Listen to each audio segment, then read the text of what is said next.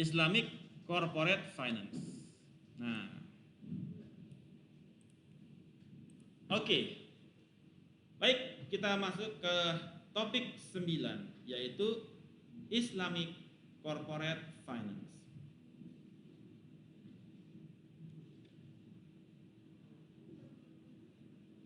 Islamic Corporate Finance merupakan tanggung jawab dari board members, ya, di dalam memastikan transparansi, ya, interest of the corporation, pelayanan publik interest, dan effective regulatory responsibilities.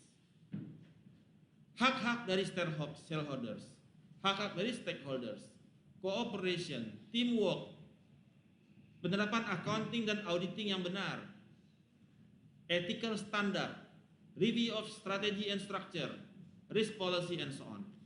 Jadi corporate governance merupakan penerapan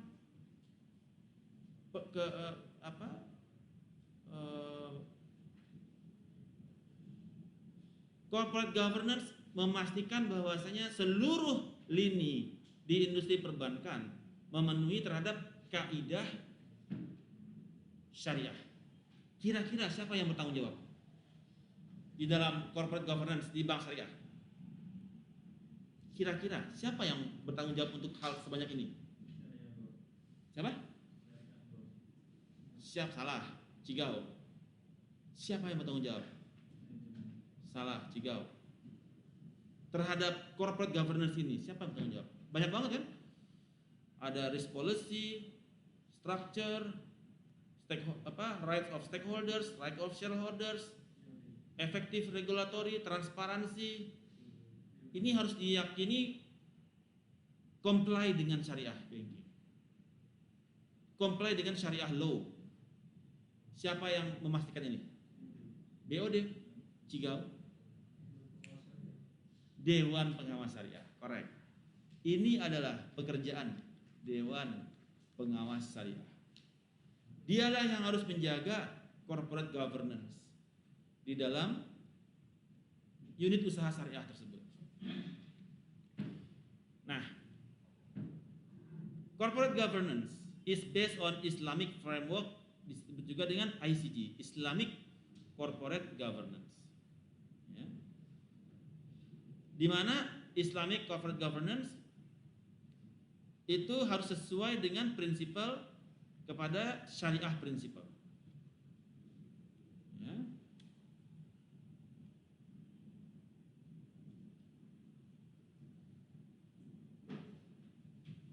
Prinsipal dari Islamic Corporate Governance yang dipropos secara internasional oleh IFSB. Ya. IFSB itu Islamic Financial Service Board. Ya, ini dia. Jadi ketentuan mengenai Islamic Corporate Governance itu dibuat oleh Islamic Financial Service Board, ya, yang merefleksikan kepada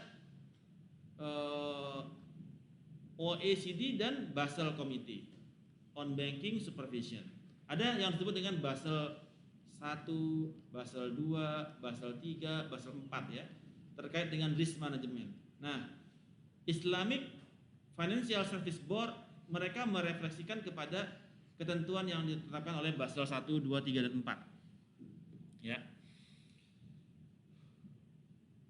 Menurut Indonesian Financial Service Board IFSB, prinsipal dari ICG adalah General Governance Approach of IFS, Institution Offering Only Islamic Financial Service. Institutions offering only Islamic Financial Service. Jadi di dalam Islamic Corporate Governance only Islamic Financial Services yang boleh diberikan kepada customer. Right of investment account holder, compliant with Syariah rules, transparency of financial reporting. Ini yang menjadi principles dari Islamic corporate governance.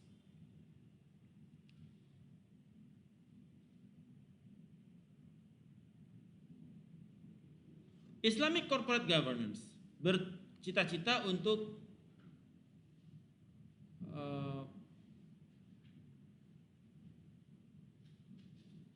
menegakkan syariah laws di dalam social values, governance, legal system, economic agents. Ini yang menjadi cita-citanya. Jadi menegakkan values yang berdasarkan syariah law. Ya. Frameworknya juga konsisten dengan OEDC principle. Jadi ini kaitannya dengan external regulation ya. Jadi kita bicara sekarang tidak bicara kepada PBI, OJK, tetapi international rules ya yang mengatur kepada Islamic banking di dunia. Ada yang disebut dengan OECD, ada IIFS, ada IFSB. Jadi banyak ketentuan-ketentuan internasional yang mana kita harus comply with, dari mana kita harus ensuring bahwasanya kita sesuai dengan ketentuan yang ditetapkan oleh lembaga-lembaga internasional yang mengatur terkait dengan risk management ya dan lain sebagainya.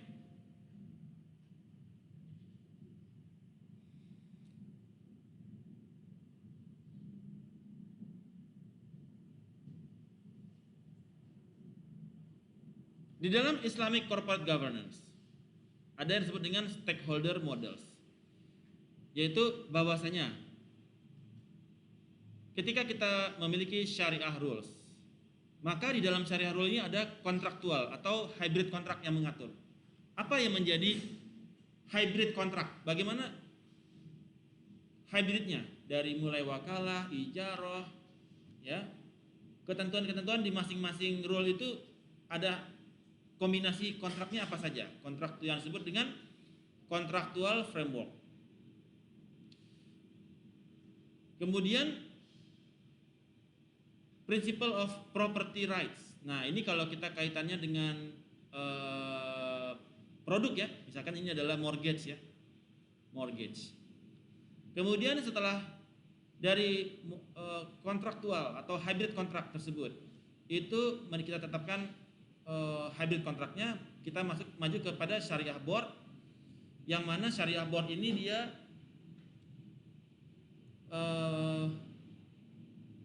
menetapkan rules atau fatwa di sini ya, fatwa. Kemudian artinya sebagai DSN ya. Jadi ada DSN, kemudian dari situ fatwa itu masuk ke shareholder. Shareholdersnya siapa aja? Ada DPS, Dewan Pengawas, ya. Terus dari DPS kemudian dia mengawasi kepada Board of Director di dalam penerapan terkait dengan fatwa yang diterbitkan oleh Syariah Board DSN. Kemudian manajemen dan other stakeholders. Nah, jadi inilah yang menjadi yang disebut dengan stakeholder model. Syariah rule yang menetapkan adalah nanti MUI. Yes. Yang pelaksanaan kebijakan, yang melaksanakan kebijakan adalah Board of Director yang melaksanakan kebijakan. Dan manajemen di sini adalah yang activities ya, operation activities ada siapa? Operation ada di Board of Director, ada di manajemen, dan ada di stakeholders. Sementara DPS dia adalah yang memastikan, mengawasi bahwasanya fatwa yang diterapkan dibentuk oleh Syariah Board dilaksanakan oleh para stakeholders dan Board of Director. Ya, ini yang disebut dengan stakeholder corporate governance model. Ada pertanyaan lagi? Oke, good. Nah, kalau DPS itu disebut juga bahasa Arab, di luar itu disebut dengan Syariah Supervisory Board. Ya, ini disebut dengan DPS, Syariah Supervisory Board, atau disebut juga Syariah Advisory Council. Ya, tergantung negaranya ya. Kalau di Malaysia dia disebutnya SAC, Syariah Advisory Council. Itu di Malaysia. Secara umum disebut dengan Syariah Supervisory Board. Syariah Supervisory Board ini merupakan vital need for Islamic bank and institution. Setiap bank memiliki syariah konsilnya masing-masing yang bertugas untuk mengawasi semua kontrak. Ya. Terhadap fatwa yang di-issues. Kemudian mensupervise dan view kepada prosedur di dalam operasionalnya. Ya. A correspondence should exist between Syariah Supervisory Board dan internal reviewers for the institution for internal Syariah compliance. Jadi misalkan di setiap bank itu ada mortgage misalkan, departemen mortgage, grup mortgage, atau grup loan lah gitu ya. Ada internal reviewer kan di masing-masing grup. Ada bagian reviewer terhadap mereka punya policy begitu. Nah, SSB atau DPS harus memiliki correspondence antara mereka dan internal reviewer dari masing-masing internal syariah, institusi dari internal bank syariah. Misalkan Bank Syariah Indonesia ada grup mortgage. Di grup mortgage ada reviewer. Dari reviewer itu harus komunikasi dengan Dewan Pengawas Syariah. Apakah mereka sudah melaksanakan fatwanya dengan betul, bagaimana penerapan fatwa? Karena fatwa sudah terbit, tapi kan yang melaksanakan mereka. Jangan sampai sekarang bunga itu bunga ya, usuri ya. Kalau di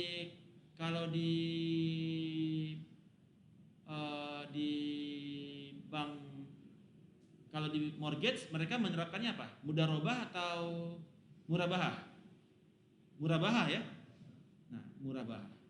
Sering terjadi, biasanya kan dia interest ya. Interest sekian persen. Mereka cuma ganti nama aja. Interest coret, ganti murabahah. It happens. Ya. Saya pernah menangani pembuatan credit scoring untuk sebuah bank syariah ya. Mereka just simply changes interest to murabahah. So what is the difference gitu kan? Tidak ada perbedaan, tidak ada akad.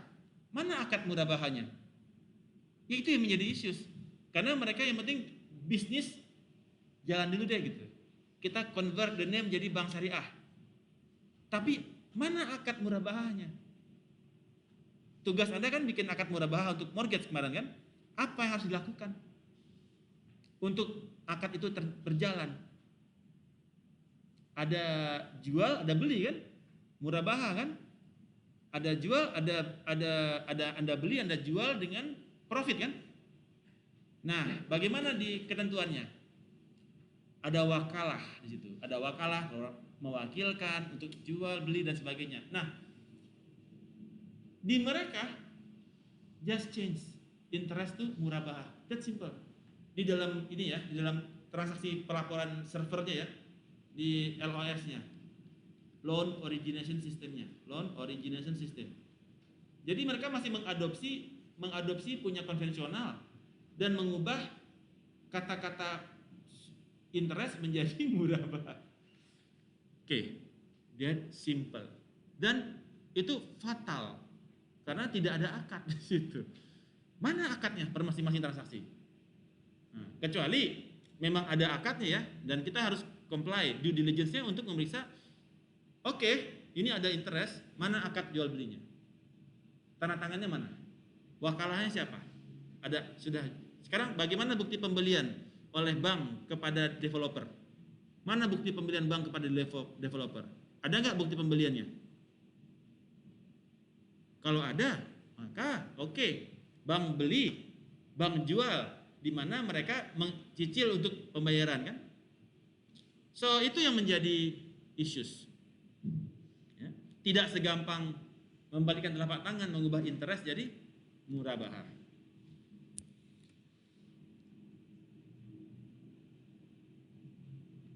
Kemudian Syariah Advisor. DPS is made up Syariah Advisor. Ya, jadi ada lagi nanti ada yang dia si DPS membuat Syariah Advisor di negara lain ya, di Malaysia, di Australia, mereka membentuk lagi Syariah Advisor.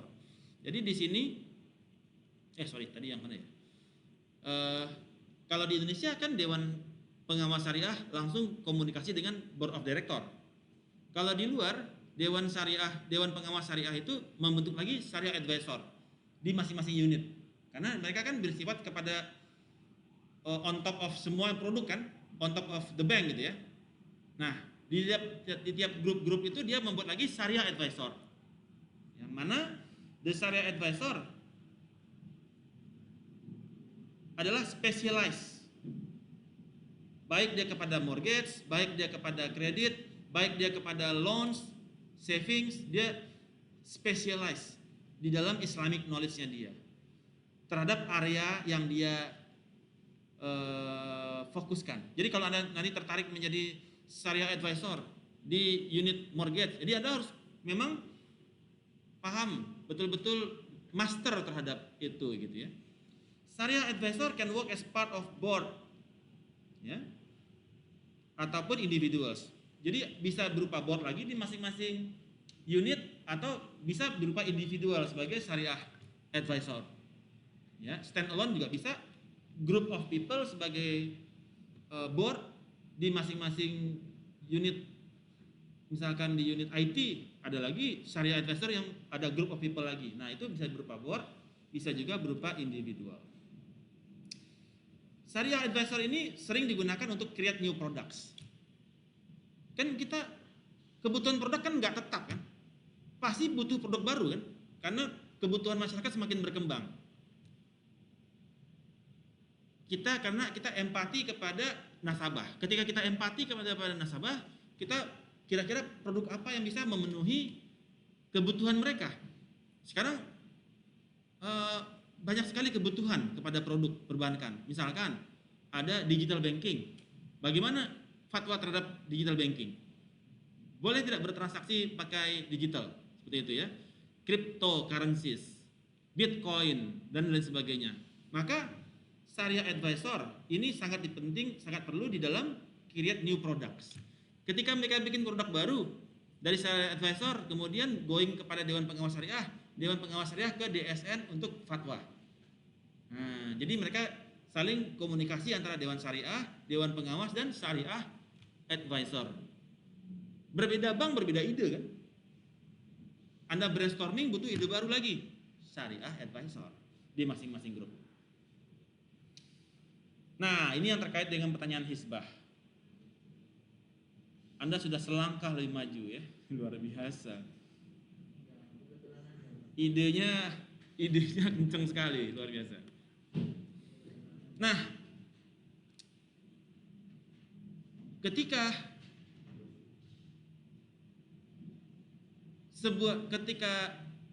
di dalam corporate governance, untuk memastikan bahwasanya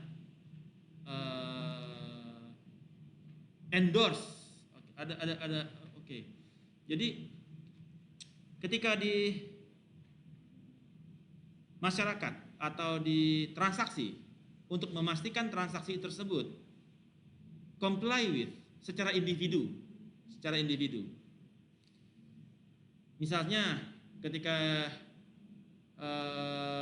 transaksinya itu secara individu ya, antara nasabah dan bank ya, atau nasabah dengan pelanggan. Jadi ketika bank dia ingin memberikan kredit kepada sebuah perusahaan, dia pengen tahu juga ini dia conduct transaction-nya dia secara individu, dia conduct comply dengan Islamic law atau tidak. Nah, itu dilakukanlah disebut dengan hisbah. Nah, Dari Ibnu Taimiyah mengajarkan bahwasanya hisbah itu relates kepada area di mana authority of governor, judges, ya, yang mana itu susah diakses oleh governor. Kayak pasar lah. Bagaimana Pak Gubernur datang ke pasar? Gak bisa kan ngontrolin transaksi. Bagaimana gubernur datang ke showroom mobil? Ini transaksinya halal haram nih, ya kan? Lu beli pakai bunga lu ya, lu riba lu ya, gitu kan? Gak boleh, haram, gitu ya. Itu disebut dengan hisbah. Yang mereka lah yang enjoying right conduct and forbidding what is wrong. Jadi yang mereka yang memastikan lu salah nih, lu bener, lu salah, lu bener. Yang mereka jalan-jalan tuh. Kalau di Arab Saudi itu ada yang bagian askarnya gitu ya, keliling-keliling. Wah, ini nggak boleh, haram. Nah, dia yang ngecek gitu ya di pasar-pasar. One hadith mention, whoever you see something wrong, then change it with your hand. Ya. If ada yang salah, kita bilang, lu salah. Jangan sampai kita lihat teman kita, keluarga kita salah, kita bilang, ya udah bener lah gitu. Ya. Oh dia begitu, ya nggak apa-apa lah. Namanya anak muda gitu ya. Nggak ada. Kalau di hisbah cuma dua, good or bad, right or wrong. Apakah ini terkait mengikuti kaidah hukum Islam atau tidak? Ya. Kalau nggak bisa mengubah dengan tangan, pakai mulut, ngomong aja. Kalau di Arab Saudi gitu ya, atau di Jazirah Arab, haram, kan dipecut kan, dicambuk gitu kan, nggak boleh, bang gitu ya. Tapi kalau nggak sanggup mentungin itu transaksi haram, ya kan, misalkan jual beli minuman keras itu kan haram, nggak boleh kan. Pelacuran kan nggak boleh, kan kita nggak sanggup pakai pentongan kan, cukup pakai mulut. Ya ngomong lah, nggak boleh dong, jangan gitu ya. Tapi nggak cukup juga pakai mulut, pakai hati aja. Ya kan. Nah yang serendah-rendahnya iman, ya kita menolaknya dengan hati. Nah, itu serendah-rendahnya iman. Kalau yang kuat, ya pakai fisik gitu, nggak boleh. Ya, jualan miras ya bongkar gitu. Ya. The issues must be resolved by the scholar who are qualified to exercise the best resolve in accordance with the principle of Islam. Jadi nggak sembarangan orang bisa melakukan hisbah ini ya, mengatakan baik atau tidak, nggak bisa sembarangan. Jadi harus scholar. Anda kalau sudah dapat ilmunya, Anda sudah disebut dengan asatid scholar. Yang Anda diterangkan, Anda sudah boleh kasih tahu. No, ini gue udah tahu nih, ya, udah ada dalilnya. Maka kita bisa berusaha mencegah. Sharia advisor therefore required to be competent in Sharia. Ibnu Taimiyah mention, Allah order us to command good and forbid evil. Kalau ada kejahatan berlangsung di kos-kosan kita biarin. Ada riba yang dilakukan oleh keluarga kita biarin. But commanding something must be preceded by knowing it. One who does not know the good will be unable to comment. Jadi kalau Anda nggak tahu mana yang good or bad, Anda nggak bakal bilang. Banyak orang yang nggak tahu good or bad. Rokok halal haram, halal bagi mereka. MSG halal haram, halal bagi mereka. Karena nggak tahu good or bad. Ya, bagi mereka semua good. Pacaran halal haram, halal, ya kan? Karena nggak tahu good or bad. Ya, jadi yang masih yang bagi mereka yang nggak tahu, mereka nggak bakal bisa komen. Woi jangan dong, itu haram. Hidup mereka semua halal. Ada teman-teman kita yang di hidupnya itu semua halal. Sholat jam 8 halal gitu ya. Sholat subuh jam 8 pagi halal. Ya. Nonton yang lucu-lucu halal gitu. Semua halal, nggak ada yang bad. Ada juga gitu. Siapa yang kayak gitu di sini? Ada nggak? Semuanya halal. Nggak ada kan? Kenapa berat banget sih gereng-gereng terus tadi? Nggak tahu lagi apa mau saya omongin ya. Ya, babat emang. Jadi semua halal sekarang. Semua oke. Jadi nggak ada lagi yang haram. Ya. Nah, atau dia tahu ini halal ini haram, tetapi ototnya nggak kuat untuk mengerem. Nah, otot pikirannya nggak kuat untuk ngerem gitu kan, tangannya juga nggak kuat untuk ngerem, ya, sehingga itu terjadi. Nah, para individu yang melakukan hisbah disebut muhtasib, adalah orang-orang yang praktis hisbah. Ya.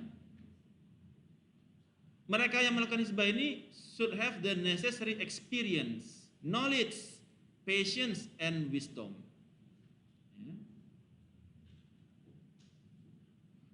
Mereka harus memiliki deep knowledge terhadap syariah and aiming of the syariah and hikmah.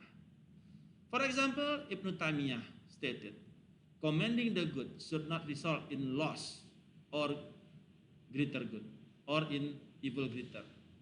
And forbidding the evil should not result in greater evil and loss of greater goods.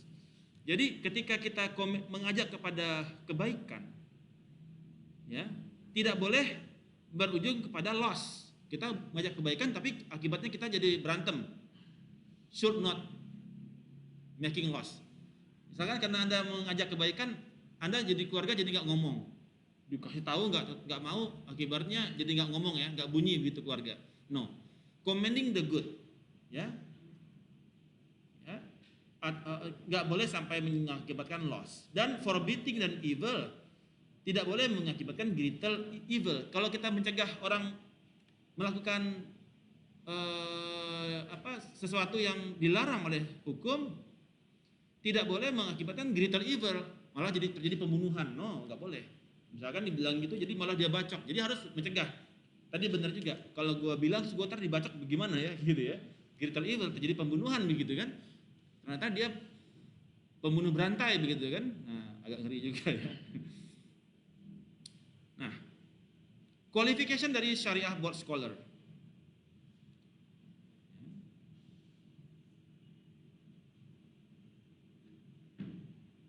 Ada lack of specialist.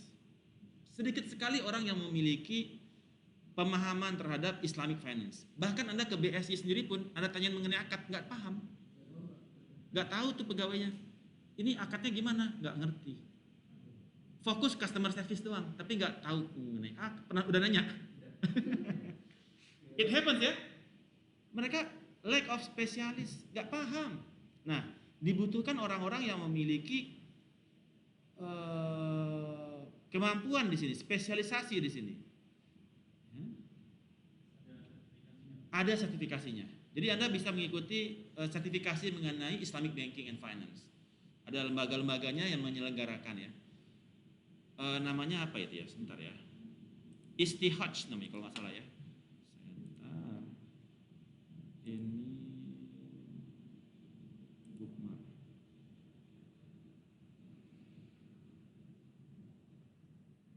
Nah, ini ada Istishad Consulting. Jadi mereka itu yang menyelenggarakan training-training dan workshop terkait dengan Islamic Banking, ya.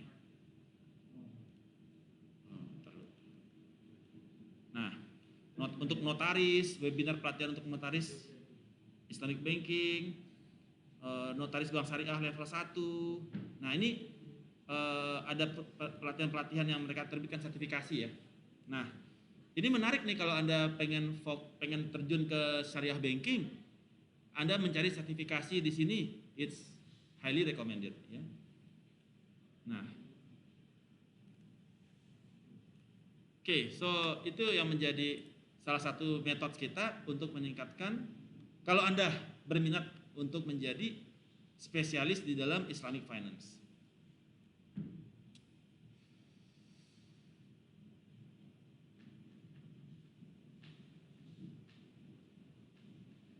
Oke, so di Malaysia juga ada rating agency. Nah, kita kemarin udah bicara rating agency, ya. Kita bagaimana membuat credit rating, ya. Credit rating. Ya, konsepnya kurang lebih sama. Oke, ini di Malaysia. Alright, Cool. Ini yang terkait dengan Islamic Corporate Finance. Sampai di sini, any questions? Sekarang ini kita sebagai muhtasib, praktisi hizbah. Ya, bokap mau beli mobil, pakai leasing, leasingnya pakai bunga. Kita sudah bisa sebagai muhtasib, practitioner of hizbah. Atau ada saudara mau menjual produk yang dia belum pegang barangnya. Ini lu punya barang, gua jual barang lu ke orang lain, orangnya bayar ke gua, haram kan?